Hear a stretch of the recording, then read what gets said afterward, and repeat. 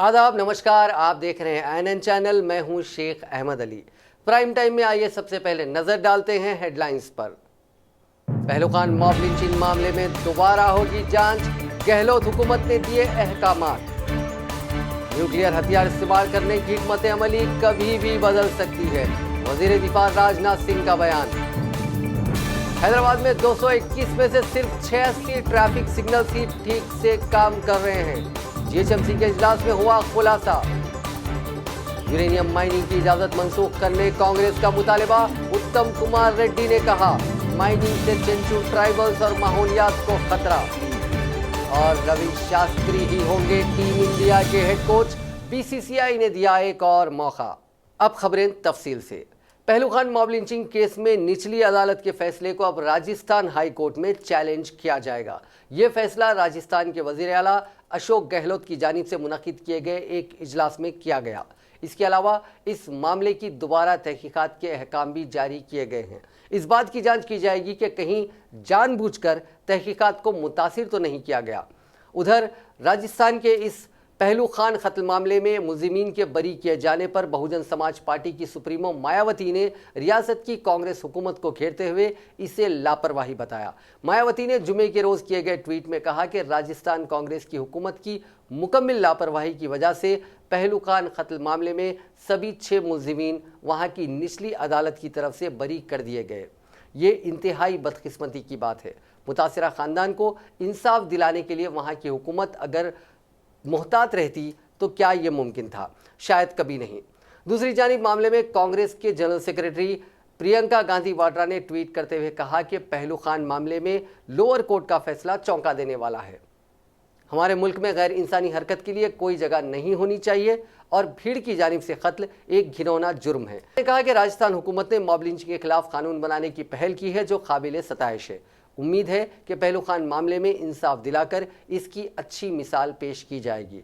गौरतलब है कि पहलगाम कत्ल मामले में अलवार की जिला अदालत ने 4 शुंबे को फैसला सुनाते हुए सभी 6 मुलजिमीन को बरी कर दिया था। राजस्थान के अलवार में अप्रैल 2017 में भीड़ ने काओ स्मगलिंग के शक में पहलगाम की पिटाई की और इसके 2 दिनों बाद उसकी मौत हो गई थी। हिंदुस्तान और पाकिस्तान के बीच चल रहे तनाव के बीच न्यूक्लियर हथियारों के पहले इस्तेमाल को लेकर मरकजी वजीर दिफा राजनाथ सिंह के एक ताज़ा ट्वीट ने सबको चौंका दिया। अपने ट्वीट में राजनाथ सिंह ने कहा कि अभी तक हिंदुस्तान की न्यूक्लियर को लेकर पॉलिसी नो फर्स्ट यूज़ की रही है, लेकिन मुस्तकबिल में क्या होता है ये हालात पर मुनहसर रहेगा। राजनाथ सिंह ने ट्वीट किया कि पोखरान वो इलाका है जिसने हिंदुस्तान को जोहरी ताकत बनाने के लिए अटल बिहारी वाजपेयी के अज़्म को देखा और हिंदुस्तान अभी तक नो फर्स्ट यूज़ के उसूल पर सख्ती से पाबंद है। साबिक़ वज़ीर आज़म अटल बिहारी वाजपेयी की पहली बरसी के मौके पर राजनाथ सिंह आज पोखरान गए थे और वहीं से ये ट्वीट किया। मरकजी वज़ीर दाखिला और बीजेपी सदर अमित शाह ने दावा किया है कि जम्मू कश्मीर से आर्टिकल 370 को हटाकर वज़ीर आज़म नरेंद्र मोदी ने मुल्क की अवाम और सरदार वल्लभ भाई पटेल के ख्वाब को पूरा किया है। हरियाणा के एकलव्य स्टेडियम में मुनक्किद आस्था रैली से खिताब करते हुए अमित शाह ने कहा कि मोदी ने मुल्क को एक किया और जम्मू कश्मीर से आर्टिकल 370 हटाकर वहां तरक्की की राह खोली। अभी अभी मोदी जी की सरकार बनी है, कहने को तो 75 दिन हुए हैं, मगर जो सरकारें 5 साल में काम नहीं करती है वो काम मोदी जी की सरकार ने 75 दिन के अंदर पूरा करने का काम। सबसे बड़ा काम जो सरदार पटेल का स्वप्न था, ये पूरा देश एक अखंड भारत बने, एक रस भारत बने, और इसमें धारा 370 विघ्न था। धारा 370 देश के मुकुटमणि कश्मीर को कहीं न कहीं भारत के साथ जुड़ते हुए रोकने का एहसास कराता। हम तो उस वक्त भी मानते थे कि कश्मीर भारत का अभिन्न अंग है, मां भारती का मुकुटमणि है, मगर धारा 370 कहीं न कहीं एक संदेश देकर जाती थी, अभी भी कुछ अधूरा है। और 70 साल तक, 72 साल तक कांग्रेस की सरकारें जो वोट बैंक की लालच में नहीं कर पाई, मोदी जी ने 75 दिन के अंदर पूरा कर कर धारा 370 को समाप्त कर दिया। 370 और 35 से हटना भारत की एकता और अखंडता के लिए एक बहुत बड़ा मील का पत्थर। अब कोई विघ्न नहीं रहा है। कश्मीर से लेकर कन्याकुमारी और कामाख्या से लेकर कच्छ तक आज मां भारती आनंदित है कि मोदी जी ने धारा 370 और 35 को हटाया है। सुप्रीम कोर्ट ने आइन की आर्टिकल 370 की ज्यादातर शकों को मनसूख किए जाने की आईनी हैसियत को चैलेंज करने वाले अर्जी गुजार मनोहर लाल शर्मा की जुमे के रोज सख्त सरजनिश की। ताहम अदालत ने अर्जी में खामी दूर करने की उन्हें इजाज़त दे दी। मनोहर लाल शर्मा और कश्मीर टाइम्स की एग्जीक्यूटिव एडिटर अनुराधा भैसन की अर्जियां chief justice Ranjan Gogoi, justice S.A. Bobde और जस्टिस S. अब्दुल नज़ीर की खुसूसी बेंच के सामने समाअत के लिए जैसे ही आई, चीफ जस्टिस ने शर्मा की सख्त सरजनिश करते हुए कहा, यह किस तरह की अर्जी है, आपकी दलील क्या है, आपकी अपील क्या है, इस तरह के मामलात में आप इस तरह की अर्जी किस तरह दायर कर सकते हैं। भैसिन ने जम्मू कश्मीर में दफ़ा 370 ख़त्म किए जाने के बाद मीडिया पर जारी पाबंदियों को ख़त्म करने की दरख्वास्त अदालत से की है। समाअत के दौरान जस्टिस गोगोई ने शर्मा से कहा, मैंने आपकी आधे घंटे तक अर्जी पढ़ने की कोशिश की लेकिन मैं इसे समझ नहीं पाया। हमें ये अर्जी मुस्तरद कर देनी चाहिए थी लेकिन हम ऐसा नहीं कर रहे हैं क्योंकि इसका दूसरी अर्जियों पर भी फ़र्क पड़ेगा। इसी दरमियान कश्मीर के एक वकील शाकिर शब्बीर ने अदालत को मुतल्ला किया कि इसने सदर जमहूरिया के हुक्मनामे प्रेसिडेंशियल ऑर्डर को चैलेंज करने वाली अर्जी दायर की है। इस पर जस्टिस गोगोई ने कहा कि कश्मीर से मुतालिक 6 अर्जियां दाखिल की गई हैं लेकिन इनमें से 4 में खामियां हैं। शब्बीर ने अदालत को बताया कि उन्होंने गुज़िश्ता चारशुंबे को ही खामियां दूर कर दी हैं। इस पर चीफ जस्टिस ने कहा कि उन्हें इससे मुतालिक बज़रिया रजिस्ट्री असल मालूमात हासिल करनी होंगी। इस दौरान भसीन की जानिब से एडवोकेट वृंदा ग्रोवर ने जिरह करते हुए अदालत से अपील की कि वादी कश्मीर में मीडिया पर पाबंदी लगाई जा चुकी है, मोबाइल, इंटरनेट और दीगर मौसूलाती सहूलियात मनखते कर दी गई हैं। इनके मौक्किल का अखबार गुज़िश्ता 5 अगस्त से शाये नहीं हो पा रहा है। इसके बाद सॉलिसिटर जनरल ने भैसन की अदालत पर ही सवाल खड़े किए और इसे मनसूख करने का मुतालबा किया। समाअत के दौरान अटॉर्नी जनरल के वेणुगोपाल भी अदालत के कमरे में मौजूद थे। अदालत ने कहा कि सारी अर्जियों की समाअत आज मुलतवी की जाती है। जब अर्जियों की खामियां दूर कर दी जाएंगी तो रजिस्ट्रार की जानिब से उन्हें दोबारा दर्ज करने का फैसला किया जाएगा। सुप्रीम कोर्ट में बाबरी मस्जिद अराजी मामले पर चल रही सुनवाई का आज 7वां दिन था। सुनवाई के दौरान रामलला विराजमान की तरफ से दलील रखते हुए वकील CS वैद्यानतन ने कहा कि मुसलमानों ने अयोध्या की मुतनाज़िया अराजी पर नमाज अदा की लेकिन इसका मतलब ये नहीं कि उस पर उनका मिल्कियत का हक हो जाता है। उनका तर्क था कि अगर गलियों में नमाज अदा की जाती है तो इसका मतलब ये नहीं होता कि उनका उन गलियों पर हक हो जाएगा। Chief justice of India Ranjan Gogoi की सदारत वाली 5 रुकनी कॉन्स्टिट्यूशनल बेंच के सामने अपनी दलीलों के सपोर्ट में अदालत की जानिब से अपॉइंट किए गए कमिश्नर की रिपोर्ट के कुछ हिस्से उन्होंने पेश किए। अदालत के कमिश्नर ने 16 अप्रैल 1950 को मुतनाज़िया अराजी का सर्वे किया था और उन्होंने शिव मंदिर के पिल्लर की मौजूदगी का जिक्र किया था। साबिक मरकजी वजीर फाइनेंस अरुण जेटली की हालत पिछले हफ्ते से नाजुक बनी हुई है। फिलहाल वो एम्स में भर्ती हैं, वहां उन्हें वेंटिलेटर पर रखा गया है। फिलहाल एम्स की तरफ से जेटली की सेहत को लेकर कोई ताज़ा अपडेट नहीं दी गई। जुमे की सुबह सदर जमहूरिया रामनाथ कोविंद जेटली की अयादत के लिए एम्स गए थे। बता देंगे जेटली को 9 अगस्त को एम्स में भर्ती करवाया गया था। उस दिन वज़ीर आज़म नरेंद्र मोदी भी उनसे मिलने पहुंचे थे। उस दिन एम्स ने कहा था कि जेटली हाइमोडायनामिक स्टेबल है। मेडिकल साइंस में इसका मतलब होता है कि मरीज का ब्लड प्रेशर और पल्स ठीक काम कर रहे हैं। जेटली की बीमारी को लेकर साफ तौर पर कुछ नहीं पता है। जराये के मुताबिक उनके फेफड़ों में बार बार पानी जमा हो रहा है जिसकी वजह से उन्हें सांस लेने में दिक्कत आ रही है। जेटली पहले से ही डायबिटीज़ के मरीज़ हैं। उनका किडनी ट्रांसप्लांट हो चुका है और कुछ दिनों पहले उन्हें सॉफ्ट टिश्यू कैंसर की भी बीमारी का पता चला था। उन्होंने मोटापे से छुटकारा पाने के लिए बैरेट्रिक सर्जरी भी करवा रखी थी। तेलंगाना हाईकोर्ट में बल्दी इंतखाबात को लेकर दरखास्त पर बहस जारी है। हाईकोर्ट में एडिशनल एडवोकेट जनरल ने हुकूमत के जरिए बल्दी इंतखाबात के लाए गए नए ऑर्डिनेंस को पेश किया जिस पर हाईकोर्ट ने हुकूमत से सवाल किया कि इंतखाबात पुराने ऑर्डिनेंस के तहत होंगे या फिर नए ऑर्डिनेंस के तहत होंगे। हुकूमत ने कहा कि पुराने ऑर्डिनेंस के तहत इंतखाबात करवाए जाएंगे, नए ऑर्डिनेंस की सिर्फ मदद ली जाएगी। हाईकोर्ट ने हुकूमत की जानिब से दायर करदा काउंटर पर अदम इत्मीनान का इजहार किया। हाईकोर्ट ने बताया कि बल्दी इंतखाबात पर 606 एतराज़ात मौसूल हुए हैं। बल्दी इंतखाबात के मसाइल को रखते हुए इंतखाबात किस तरह मुनक़िद किए जा सकते हैं। हाईकोर्ट ने कहा कि एतराज़ात की एक ही दिन में यकसुई नहीं हो सकती। अदालत ने हुकूमत को फिर एक बार मुकम्मल तफसीलात के साथ 20 अगस्त तक रुजू होने का वक्त दिया। अदालत ने इस मामले पर अगली सुनवाई 21 अगस्त को रखी है। रियासती वज़ीर ज़राअत सिंगी रेड्डी निरंजन रेड्डी ने बताया कि हुकूमत की जानिब से मच्छेरों को दलालों से महफूज रखने के लिए उन्हें हर तरह की सहूलतें फराहम की जा रही हैं। उन्होंने ज़िला वनपर्ती श्री रामपुर के रंगा समुद्रम ज़ख़ीरे आब में 100% सब्सिडी को फराहम करदा मछलियाँ छोड़ी। इस मौके पर उन्होंने कहा कि जारिया साल ज़िले वनपर्ती में 252 करोड़ मछलियाँ ज़ख़ायर आब में छोड़ी गई हैं, जिसकी वजह से मच्छेरों की आमदनी में इजाफा होगा। मच्छेरों की मुश्किलात का अंदाज़ा करते हुए उन्हें दलालों से नजात दिलाने के मकसद से ही रियासती हुकूमत कई इक़दामात कर रही है।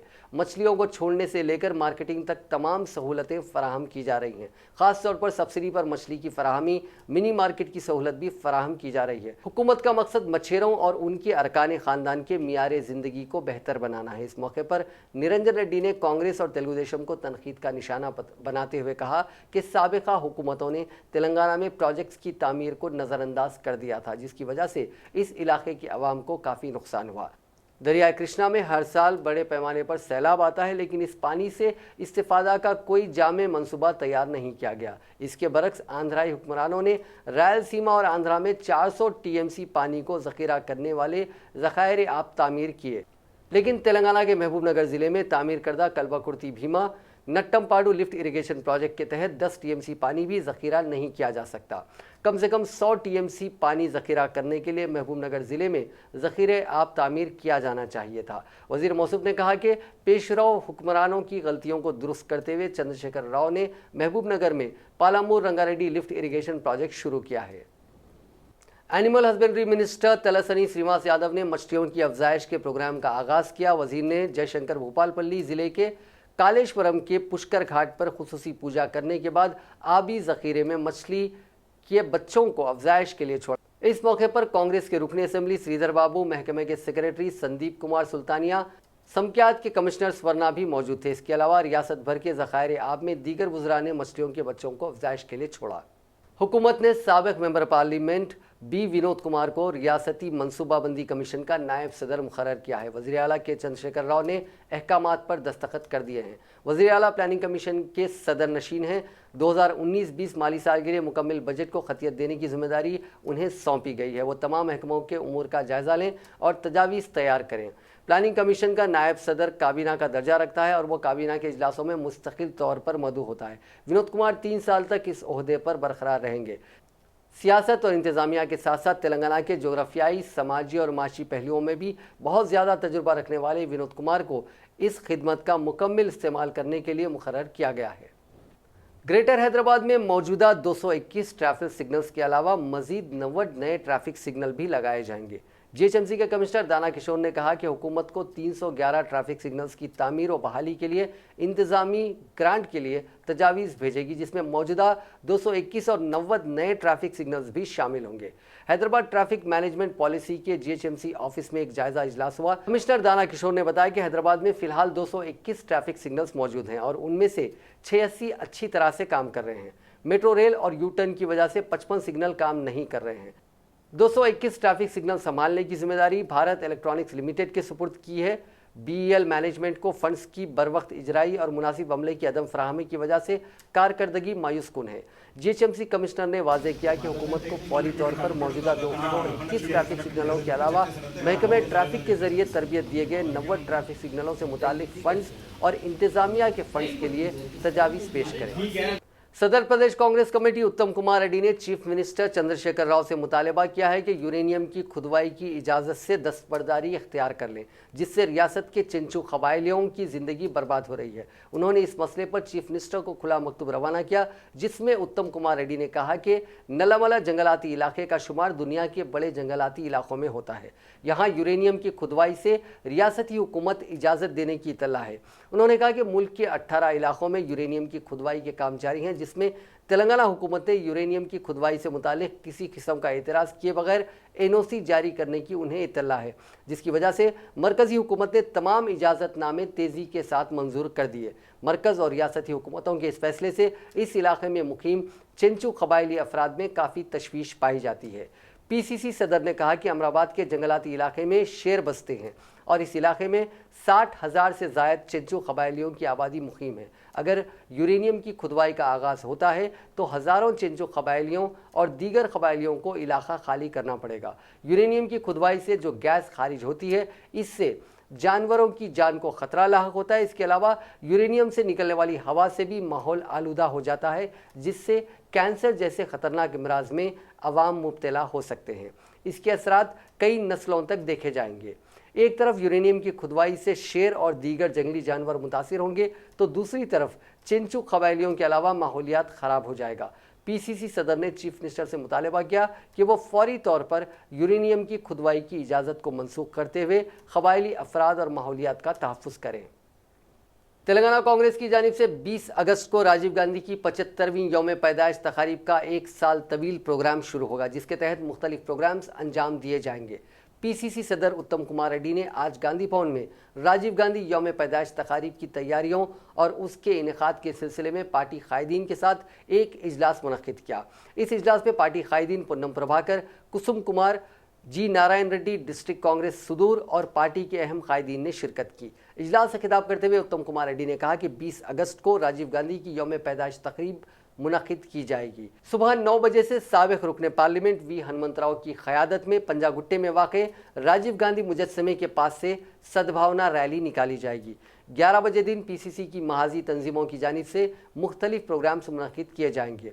यूथ कांग्रेस की जानिब से मेगा ब्लड कैंप मुनक्किद किया जाएगा। एनएसयूआई की जानिब से निज़ाम कॉलेज में राजीव गांधी की ज़िंदगी पर तहरीरी मुकाबले मुनक्किद होंगे। 5:30 बजे पार्टी के जनरल सेक्रेटरी अजहरुद्दीन की क़यादत में प्रोग्राम मुनक्किद होगा। बाद अज़ां प्रकाशम हॉल में साबिक chief minister Rosaiah, professor Nageshwar, senior journalist Ramachandra Murthy का खुसूसी खिताब होगा। बीजेपी के रियासती सदर डॉक्टर के लक्ष्मण ने कहा कि यौम आज़ादी के मौके पर गोलकुंडा की फसील से चीफ मिनिस्टर चंद्रशेखर राव की जानिब से की गई तकरीर रियासत के अवाम के लिए मायूसकुन साबित हुई। समाज का हर तबका चीफ मिनिस्टर की तकरीर पर कई उम्मीदें वाबस्ता किए हुए था, क्योंकि चंद दिन कबल ही चीफ मिनिस्टर ने इस बात का ऐलान किया था कि 15 अगस्त से इनका असल हुक्मरानी का दौर शुरू होगा। बीजेपी के दफ्तर में प्रेस कॉन्फ्रेंस से खिताब करते हुए लक्ष्मण ने कहा कि सरकारी मुलाजिमीन से किए गए वादों को पूरा नहीं किया गया है। चीफ मिनिस्टर की तकरीर पर सरकारी मुलाजिमीन काफ़ी उम्मीदें लगाए हुए थे कि पीआरसी और आईआर का ऐलान होगा और सुबुकदोशी की हद उम्र में इजाफा किया जाएगा, लेकिन कोई ऐलान नहीं हुआ। इसी तरह बेरोजगार नौजवानों को भी मायूसी हुई, जो 5 साल से सरकारी मुलाजिमत का इंतजार कर रहे हैं। लक्ष्मण ने कहा कि चंद्रशेखर राव हुकूमत ने 5 साल में सिर्फ 20,000 जायदादों पर तकर्रुरात किए, जबकि लाखों जायदादें मखलूआ हैं। बेरोजगारी भत्ते का भी ऐलान नहीं किया गया। बीजेपी सदर ने कहा कि 18 अगस्त को बीजेपी के कौमी कारगुजार सदर जेपी नड्डा हैदराबाद का दौरा करेंगे। दोपहर 12 बजे वो एयरपोर्ट पहुंचेंगे। दोपहर में बीजेपी के दफ्तर में पार्टी कायदीन के साथ इजलास मुनक्किद करते हुए रुकनियत साजी मुहिम बल्दी इंतखाबात की तैयारियों का जायजा लेंगे। बाद अज़ां शाम 4 बजे नामपल्ली के नुमाइश मैदान में बीजेपी के जलसे से खिताब करेंगे, जिसमें तेलुगु देशम और दीगर जमातों के अहम कायदीन और कारकुन बीजेपी में शामिल होने वाले हैं। लक्ष्मण ने कहा कि इस जलसे में 20,000 अफराद शिरकत करेंगे। बीजेपी के कौमी कारगुजार सदर जेपी नड्डा 18 सितंबर को तेलंगाना का दौरा करेंगे। दौरे के दौरान वो नुमाइश मैदान में मुनक्किदा जलसे में शिरकत करेंगे। इस सिलसिले में बीजेपी के सदर डॉक्टर के लक्ष्मण ने दीगर कायदीन के साथ मिलकर जलसे के इंतजामात का जायजा लिया। इस मौके पर तेलुगु देशम के साबिक वजीर जी राम मोहन ने मीडिया से बात करते हुए कहा कि तेलंगाना के मुस्तकबिल के लिए बीजेपी का इख्तिदार में आना ज़रूरी है। उन्होंने बताया कि जेपी नड्डा की मौजूदगी में तेलंगाना तेलुगु देशम के कायदीन की बड़ी तादाद में बीजेपी में शामिल होगी। और उन्होंने कहा कि केसीआर की आमिराना हुकूमत के खिलाफ और तेलंगाना हुसूल के मकसद के लिए बीजेपी में शामिल हो रहे हैं। उन्होंने कहा कि तेलंगाना के मुत्तहिदा 10 अजला से करीब 25,000 अफराद इस जलसे में शिरकत करेंगे। बीजेपी के सीनियर कायद व साबिक मरकजी वजीर बंडारू दत्तात्रेय ने कहा कि मजलिस के हाथों टीआरएस हुकूमत खिलौना बन गई है। संगारेड्डी में मीडिया से बात करते हुए दत्तात्रेय ने कहा कि चीफ मिनिस्टर चंद्रशेखर राव सिर्फ बातों के रह गए हैं, उनसे कोई काम नहीं होता। चीफ मिनिस्टर की तमाम तर तवज्जो सिर्फ कालेश्वरम प्रोजेक्ट पर है। इस प्रोजेक्ट के जरिए भी अब तक 1 एकड़ को भी पानी नहीं पहुंचाया गया। मुल्क भर में फलाही स्कीमात पर करोड़ों रुपए खर्च करने का दावा करने वाली टीआरएस हुकूमत की खलाई खुल रही है। गुज़िश्ता 5 माह से कल्याण लक्ष्मी स्कीम के तहत फंड्स जारी नहीं किए जा रहे हैं। रियासत में बदउनवानी उरूज पर है। उन्होंने हुकूमत से मुतालबा किया कि वो हर महकमे की कारकर्दगी पर वाइट पेपर जारी करें। दत्तात्रेय ने 17 सितंबर को यौम आज़ादी तेलंगाना की तकरीब सरकारी सतह पर मनाने का मुतालबा किया। उन्होंने संगारेड्डी ज़िले के 16 मंडलों को खुश्क साली से मुतासिर करार देते हुए फौरी तौर पर 100 करोड़ रुपए जारी करने का हुकूमत से मुतालबा किया। Professor Jaishankar Telangana agricultural university ने मुख्तलिफ डिप्लोमा कोर्सेज में मखलूआ रहने वाली नशिस्तों को पुर करने के लिए ख़तई और आखिरी मरहले की काउंसलिंग मुनक़िद करने का ऐलान किया। यूनिवर्सिटी के registrar doctor S Sudhir Kumar ने सहाफ़त के लिए जारी बयान में कहा कि 19 अगस्त को खाली रहने वाली नशिस्त को पुर करने के लिए फ़ाइनल काउंसलिंग मुनक़िद की जा रही है। उन्होंने कहा कि ताहाल ऑनलाइन के जरिए डिप्लोमा कोर्सेज में दाखिले के लिए दरख्वास्त दाखिल करने वाले उम्मीदवार ही इस काउंसलिंग में शिरकत कर सकते हैं। उन्होंने कहा कि पहली और दूसरी काउंसलिंग में शरीक ना होने वाले उम्मीदवार भी इस काउंसलिंग में शिरकत कर सकते हैं। उम्मीदवार को सीट अलॉट होने के फौरी बाद 16,600 रुपये अदा करना होगा और उसके साथ असल असनाद भी पेश करने होंगे। बसूरत दीगर अलॉट करदा सीट मनसूख कर दी जाएगी। यूनिवर्सिटी के रजिस्ट्रार ने बताया कि एसएससी में 8 से 10 GPA निशानात रखने वाले जो ऑनलाइन तरीक़ेकार पर एग्रीकल्चर डिप्लोमा कोर्स के लिए दरख्वास्तें दाखिल की हैं वो इस काउंसलिंग में शिरकत कर सकते हैं। मज़ीद तफसीलात यूनिवर्सिटी की वेबसाइट www.pjtsau.edu.in पर देखी जा सकती हैं। बैनुल अक़वामी स्नैक्स फेस्टिवल 30 अगस्त से 1 सितंबर तक हर रोज़ शाम 3 बजे से 9 बजे तक नागोल, अमीरपेट, हाईटेक सिटी और MGS मेट्रो स्टेशनों पर होगा। सियाहत व सकाफत महकमे के सेक्रेटरी बोरा वेंकटेशम ने बताया कि नागोल, अमीरपेट, हाईटेक सिटी और MGS मेट्रो स्टेशन पर यह फेस्टिवल मनाया जाएगा। इसमें 7 ममालिक और 10 रियासतें हिस्सा ले रही हैं। उन्होंने कहा कि इसके बाद फ़िश एंड एमरल्ड फेस्टिवल मुनक़िद करेंगे। घरों में ख़वातीन की तैयार करदा चीज़ों को इस मेले में रखा जाएगा। मेट्रो रेल सकाफती तकरीबात की मेज़बानी करेगा। मेट्रो रेल के मैनेजिंग डायरेक्टर NVS रेड्डी ने इस मौके पर कहा कि बहुत जल्दी मेट्रो स्टेशन पर साइंस एग्जीबिशंस लगाए जाएंगे। रोज़ाना शाम 3 बजे से रात 9 बजे तक अवाम इन नुमाइशों का मुशाहिदा कर सकते हैं।